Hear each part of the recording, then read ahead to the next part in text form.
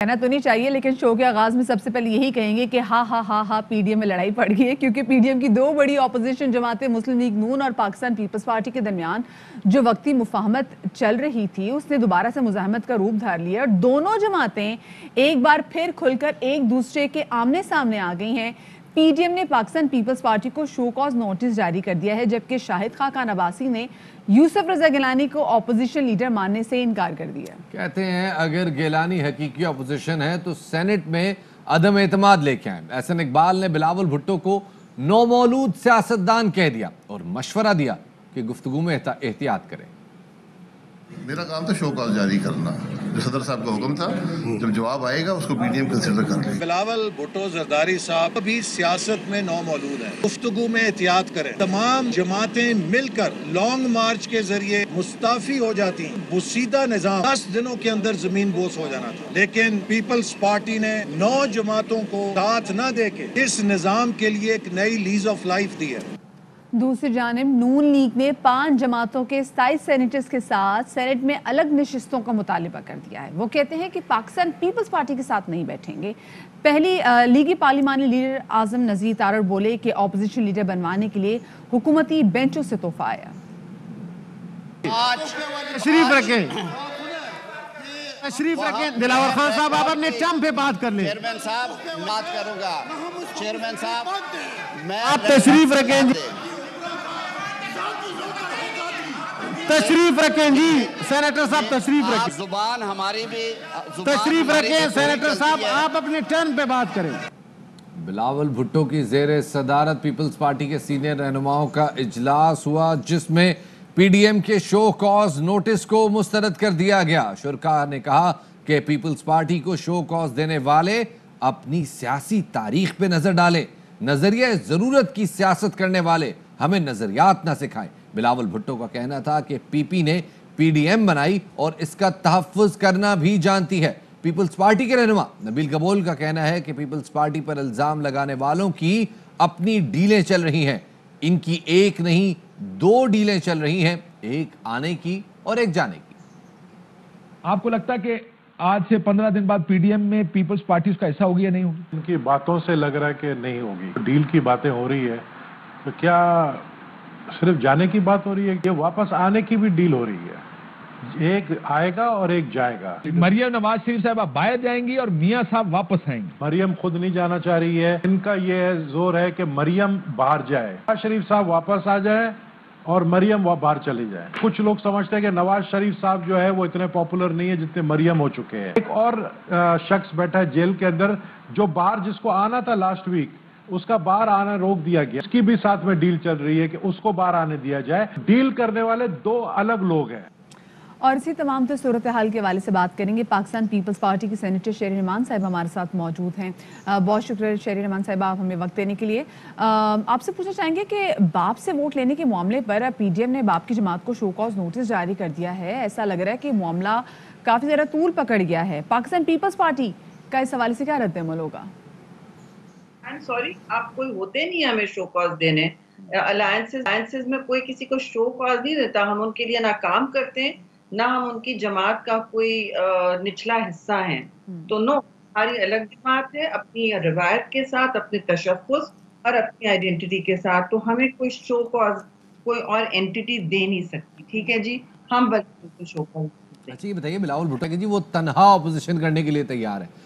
इससे ये मतलब अखज़ किया जाए कि अगर पीपल्स पार्टी अकेले रह जाती है पीडीएम से निकल कर भी, तो उसके बाद कोई वो अलग तरह की ऑपोजिशन तहरीक चलाएंगे? कोई प्लान बी है इस हवाले से? देखिए, प्लान बी की हमें जरूरत नहीं है। आज सेनेट में क्या हुआ, डट के ऑपोजिशन हमने की, खड़े होके कोविड वैक्सीन पर वो रेजोल्यूशन हुकूमत इंसिस्ट कर रही थी कि आप लोग ना पास करें। जेयूआई के कामरान साहब ने डाली थी, तो उसकी फिर हिमायत हमने खड़े होके फ्रंट बेंचेस में की, और जब तक हमने नहीं की वहां कोई दाल नहीं गल रही थी और टिका के ऑपोजिशन की है उस पे। तो ये कोई बात नहीं होती कि हम ऑपोजिशन नहीं करेंगे, हम ऑपोजिशन करना जानते हैं। और कल शहीद जुल्फ़िकार अली भुट्टो की बरसी थी। हम कोई मुल्क से बाहर भी नहीं जाएंगे और यहीं बैठ के सियासत करेंगे, यहीं मरेंगे, यहीं जिएंगे।